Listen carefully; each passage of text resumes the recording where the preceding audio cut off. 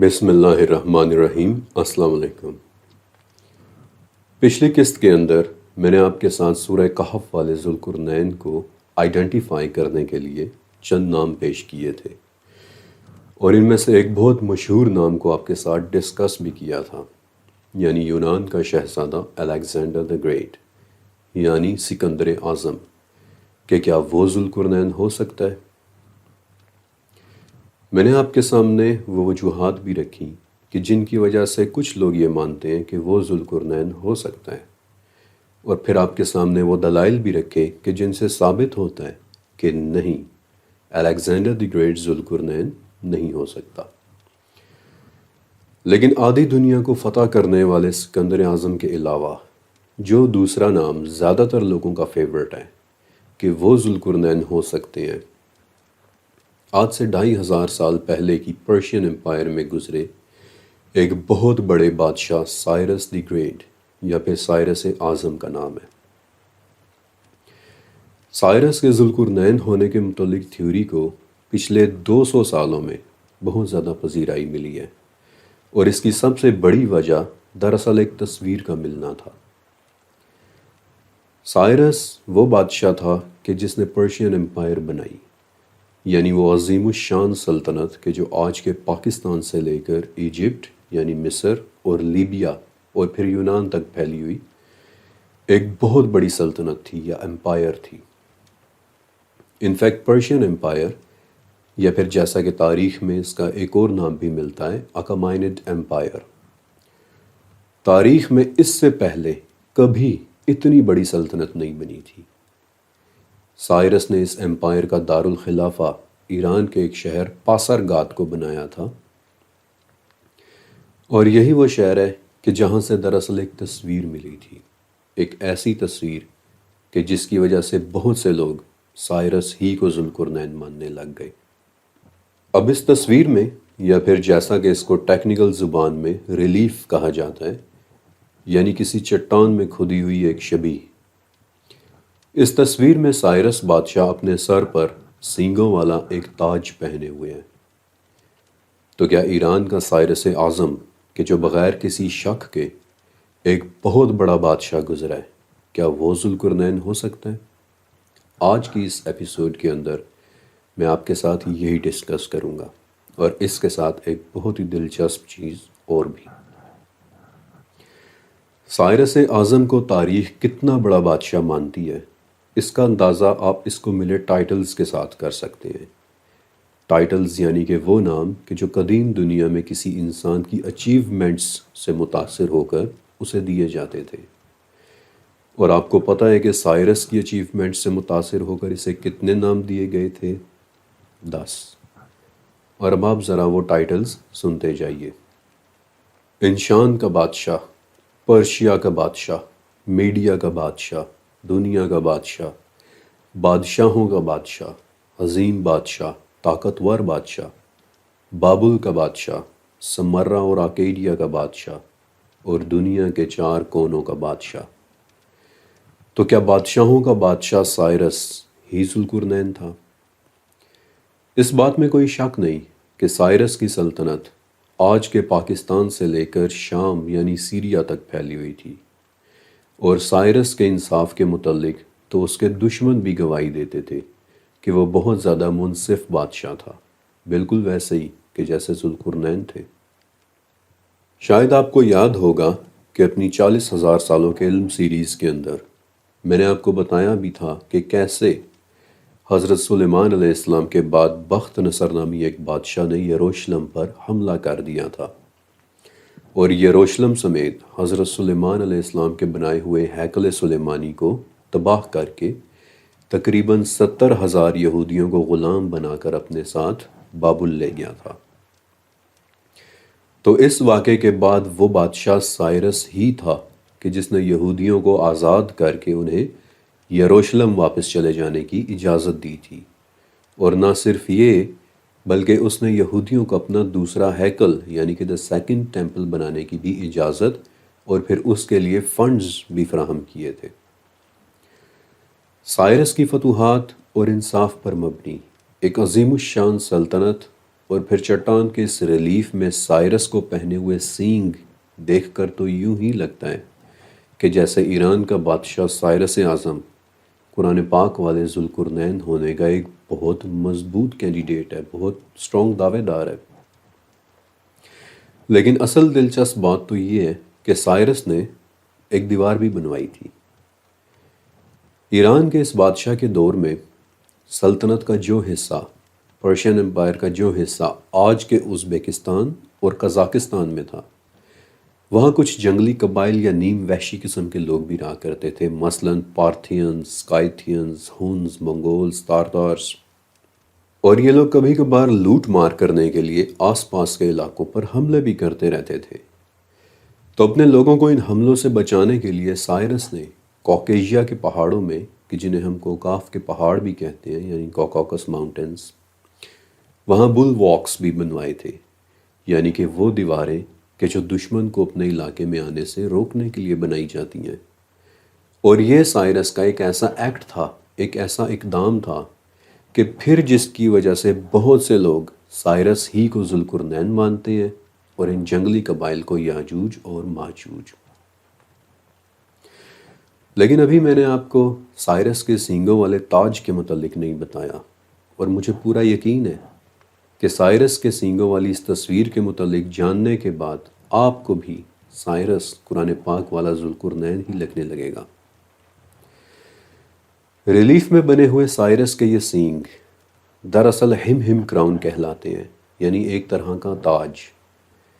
لیکن میں نے اس تاج کے متعلق بہت ان ڈیپتھ ریسرچ ورک کیا کہ آخر اس کے پہننے کے پیچھے کیا وجوہات ہو سکتی ہیں، اور مجھے اس تاج کی جڑیں قدیم مصر یعنی اینشنٹ ایجپٹ تک لے گئیں، جہاں ایک مشہور مصری فرعون توتن خامن کے سونے کی کرسی پر اس تاج کی ایک شکل بنی ہوئی تھی،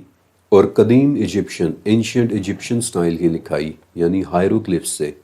ہمیں یہ پتہ چلتا ہے کہ مصر میں اس تاج کا نام ایتف تھا، یعنی دو سینگوں والا تاج، کہ جن میں سے ہر ایک سینگ ایک علامت ہوا کرتا تھا، یعنی ایک سینگ سچائی کی علامت اور دوسرا سینگ انصاف کی علامت۔ یعنی عام الفاظ میں جو شخص سینگوں والے بادشاہی کے اس تاج کو اپنے سر پر پہنے گا وہ سچائی اور انصاف کو سب سے اوپر سمجھے گا۔ اور یہ وہ سب سے بڑی وجہ ہے کہ سائرس کے قرآن پاک والے ذوالقرنین یعنی دو سینگوں والے بادشاہ کے ہونے پر تقریباً یقین آ جاتا ہے۔ ایک ایسا بادشاہ جسے ایک بہت بڑی سلطنت بھی ملی تھی، ایک ایسا بادشاہ کہ جو انصاف پسند اور سچائی کو پسند کرنے والا تھا، ایک ایسا بادشاہ کہ جس نے جنگلی قبائل سے اپنے لوگوں کو محفوظ رکھنے کے لیے بل واکس یعنی دیواریں بھی بنوائی تھیں۔ سائرس کے ذوالقرنین ہونے کے متعلق تھیوری سب سے پہلے دراصل ایک جرمن فلالوجسٹ سر جی ایم ریڈسلاب نے 1855 میں پیش کی تھی کہ لگتا ہے کہ سائرس ہی ذوالقرنین ہے۔ اب مغربی دنیا میں تو اس تھیوری کو کوئی بہت زیادہ پاپولیرٹی یا مقبولیت تو نہیں ملی، لیکن کئی انڈین اور پاکستانی اسکالرز نے اسے فوراً قبول کر لیا، بالخصوص مولانا ابوالکلام آزاد نے۔ انہوں نے سائرس ہی کے ذوالقرنین ہونے پر کافی زور دیا، اس پر کافی کچھ لکھا،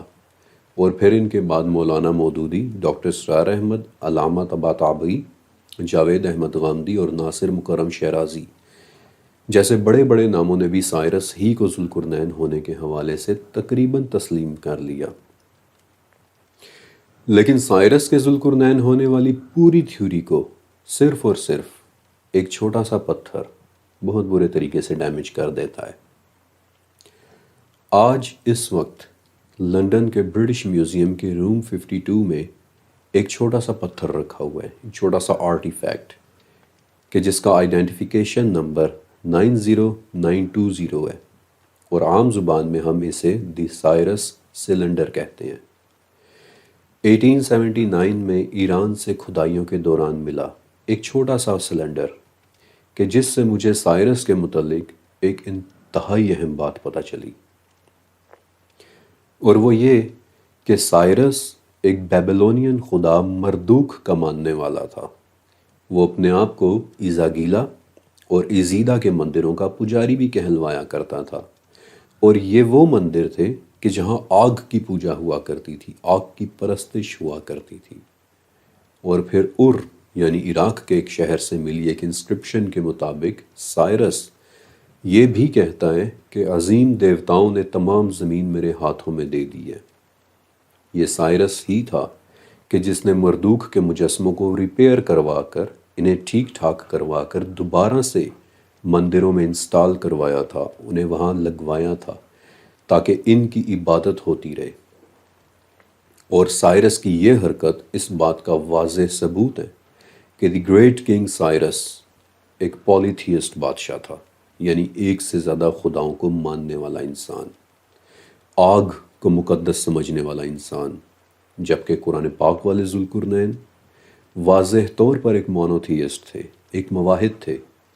کہ جو ایک اللہ پر یقین رکھتے تھے۔ اور یہی وہ وجہ ہے کہ مولانا ابوالکلام آزاد سے پہلے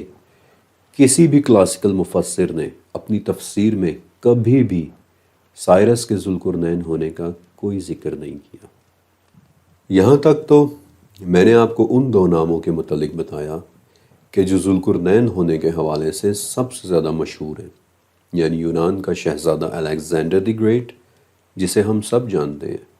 اور پرشین امپائر کا ایک بہت بڑا بادشاہ سائرس دی گریٹ جس کے متعلق نسبتاً کم لوگ جانتے ہیں۔ میں نے آپ کے سامنے وہ تمام وجوہات بھی رکھیں کہ جن کی وجہ سے لوگ مانتے ہیں کہ ان دونوں میں سے کوئی ایک ذوالقرنین ہو سکتا ہے، لیکن پھر میں نے آپ کے سامنے وہ تمام دلائل بھی رکھے کہ یہ دونوں ہی ذوالقرنین نہیں ہو سکتے۔ لیکن ایک بات یاد رکھیے گا کہ ذوالقرنین ہونے کے حوالے سے یہ دو نام تو صرف وہ ہیں کہ جو مشہور ہو گئے۔ در حقیقت ناموں کی ایک بہت بہت طویل لسٹ ہے کہ جن کے متعلق سمجھا جاتا ہے کہ وہی ذوالقرنین تھے، اور اسی لسٹ میں سے ایک اور نام ایک عرب بادشاہ کا ہے، اور آج کی قسط کے اس حصے کے اندر میں آپ کو اسی عرب بادشاہ کے متعلق بتانے والا ہوں کہ جن کا نام تھا صعب ذو المراسب۔ ذوالقرنین کو آئیڈینٹیفائی کرنے کے سفر میں ذاتی طور پر جو نام مجھے سب سے زیادہ دلچسپ لگا وہ عرب کے ایک بادشاہ صعب ذو المراسب کا ہے، اور ان کا نام ہمیں بتانے والے لوگ بھی دو بہت بڑے نام ہیں، یعنی حضرت وہب بن منبہ اور ابن ہشام۔ وہب بن منبہ رحمۃ اللہ علیہ ایک تابعی تھے، یعنی انہوں نے ڈائریکٹ صحابہ کرام رضی اللہ تعالیٰ عنہم سے اپنی تعلیمات حاصل کی تھی، اور ابن ہشام رحمۃ اللہ علیہ 9ویں صدی میں گزرے ایک بہت بڑے اسلامی اسکالر تھے، بلکہ یہی وہ اسکالر تھے کہ جنہوں نے ابن اسحاق کی لکھی ہوئی سیرہ کی کتاب کی تلخیص کی تھی، یعنی اسے مزید آسان کر کے لکھا تھا۔ اور آپ کو یاد ہوگا کہ ابن اسحاق نے تاریخ کی سب سے پہلی سیرہ کی کتاب لکھی تھی کہ جس کا میں نے اس سیریز کے بالکل شروع میں ذکر بھی کیا تھا، اور ابن ہشام کا کام امام طبری کے لیول کا کام ہی سمجھا جاتا ہے۔ ابن ہشام نے بھی ذوالقرنین کے حوالے سے اپنا اکاؤنٹ پیش کیا۔ میں نے ان کی لکھی ہوئی ایک بہت دلچسپ کتاب ڈھونڈی کہ جو عرب بادشاہوں کے متعلق تھی، اور جس کا نام تھا کتاب التیجان لمعرفت الملوک الزمان فی الاخبار القحطان، جس کا اردو میں مطلب ہے کہ تاجوں کی کتاب قحطان کے زمانے کے بادشاہوں کے مطابق۔ اس کتاب میں ابن ہشام بتاتے ہیں کہ کسی زمانے میں جس جگہ آج کا یمن ہے وہاں ایک سلطنت ہوا کرتی تھی، مملکت حمیر، یا پھر جسے انگلش میں ہم ہیمارائٹ کنگڈم کہتے ہیں۔ ایک ایسی سلطنت کہ جو آج سے 2500 سال پہلے شروع ہوئی اور 2100 سال پہلے ختم ہو گئی۔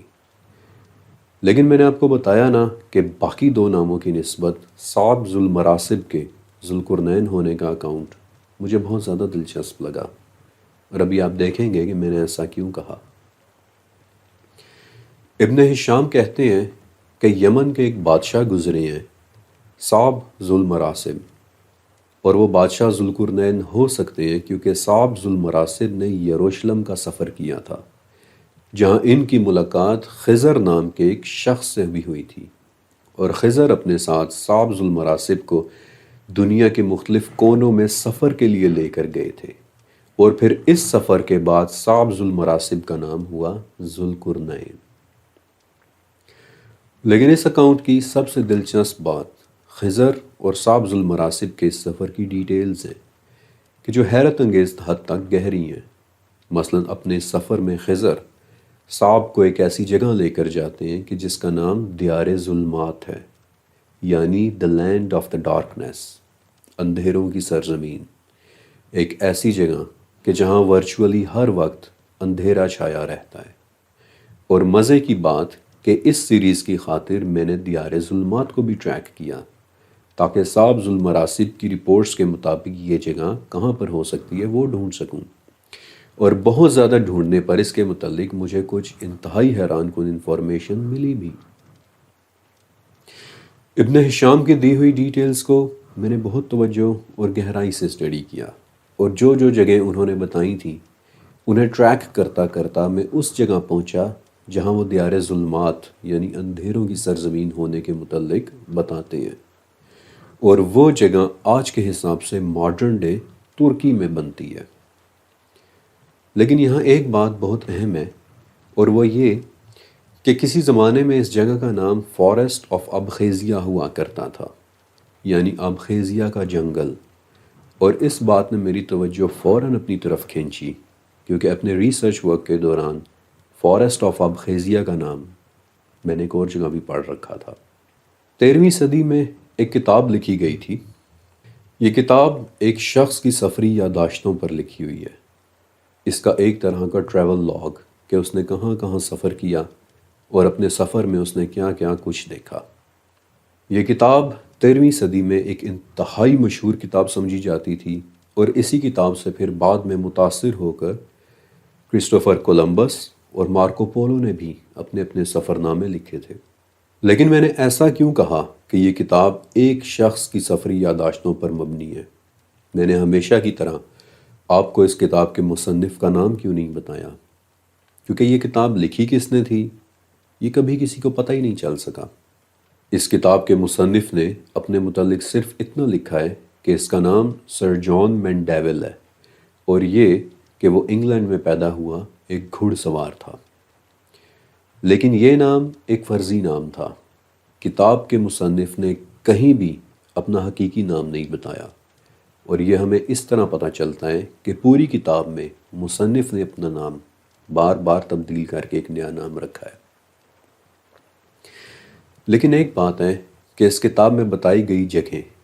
100% سچی ہیں، اور یہ وہ کتاب ہے کہ جس میں فارسٹ آف ابخیزیا کے متعلق بہت زیادہ تفصیل سے بتایا گیا ہے۔ ابخیزیا کے جنگل کے متعلق سر جان مینڈیول لکھتے ہیں کہ ترکی میں موجود اس جنگل میں کوئی شخص بھی خوف کے مارے جاتا نہیں ہے، لیکن جو لوگ اس علاقے کے آس پاس رہتے ہیں ان کا دل سے ماننا ہے کہ اس جنگل میں کوئی نہ کوئی تو ضرور رہتا ہے، کیونکہ بقول گاؤں والوں کے اس جنگل سے بڑی بھیانک انسانی آوازیں آتی ہیں۔ پھر اس کے بعد سر جان مینڈیول گاؤں والوں کے متعلق لکھتے ہیں